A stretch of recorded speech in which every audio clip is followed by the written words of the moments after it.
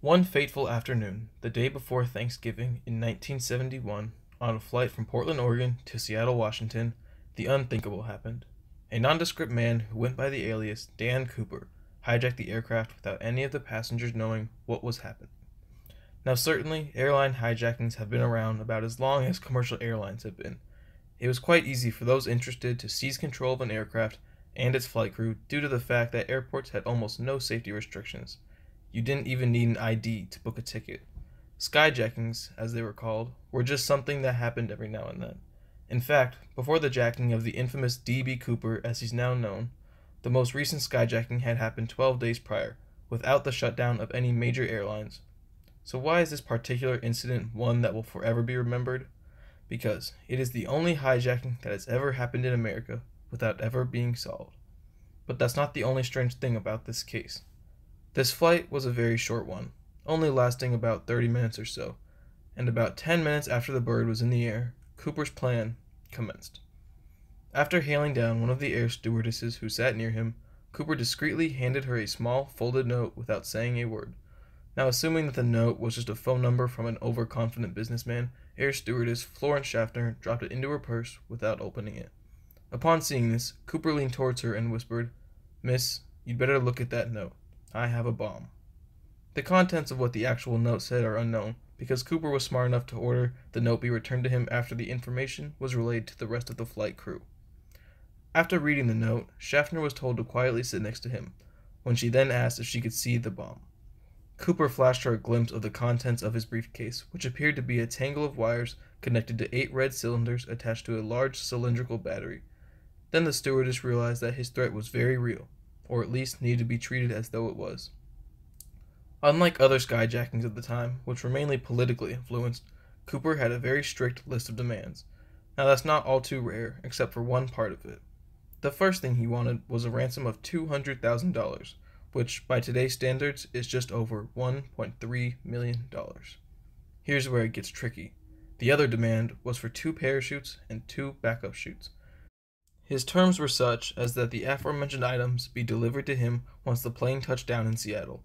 After connecting with ground control at SeaTac, who then got in contact with the FBI, authorities decided it was in best interest to comply with Cooper's demands because if this threat of a bomb was real, they could not risk the lives of all the passengers aboard the plane. Cooper demanded that the aircraft not land until they were radioed that the ransom was prepared and waiting on the runway. Now here's where it gets even trickier. The authorities were running out of time.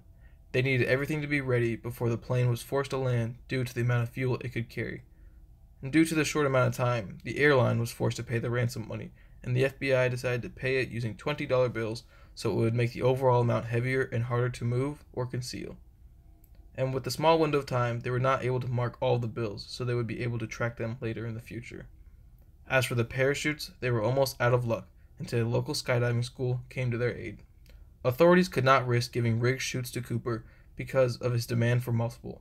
They assumed he was planning on jumping with the hostage in order to control the situation further. One thing the FBI never caught was that one of the chutes was a training chute and would not work for actual skydiving. Luckily for Cooper, that false chute never ended up on his back. After about 3 hours of circling around in the skies above Seattle, authorities radioed that the ransom items were ready and prepared, and the aircraft began its descent. By now, the passengers were well aware something was going on, as most of them were aware of the flight's very short time. This was all made clear once the plane touched down.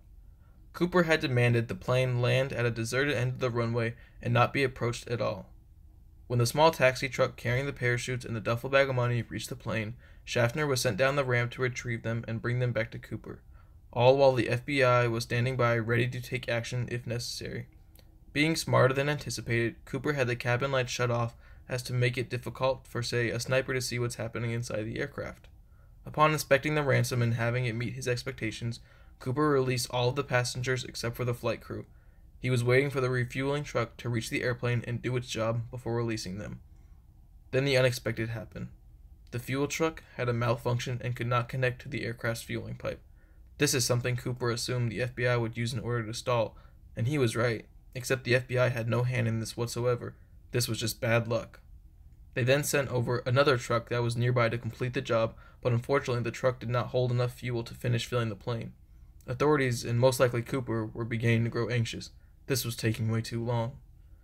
3 fuel trucks, and a few hours later, the plane was ready for takeoff. However, Cooper's mind had changed quite a bit.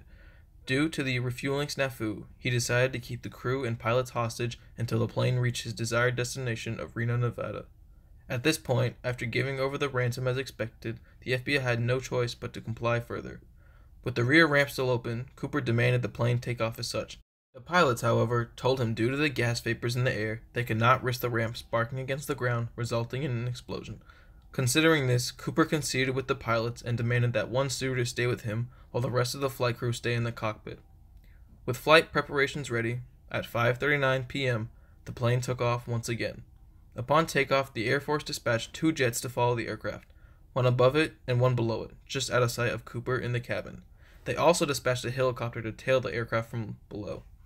But once again, Cooper was 1, or 2, steps ahead of the FBI. He directed the pilots to adjust the flaps to 15 degrees at 10,000 feet, which reduced the aircraft speed to 200 knots. Due to this exact measurement, the jets could not steadily follow the plane because they were too fast, and as for the helicopter, it was just too slow to keep up. All they could do was watch as Cooper flew away with his ransom and his hostages. A short time after ordering the stewardess rejoin the rest of the flight crew inside the cockpit, at approximately 8 p.m., the flight crew was alerted by a warning light that the rear ramp access had been activated. They offered to assist Cooper over the aircraft's PA system, but they were refused.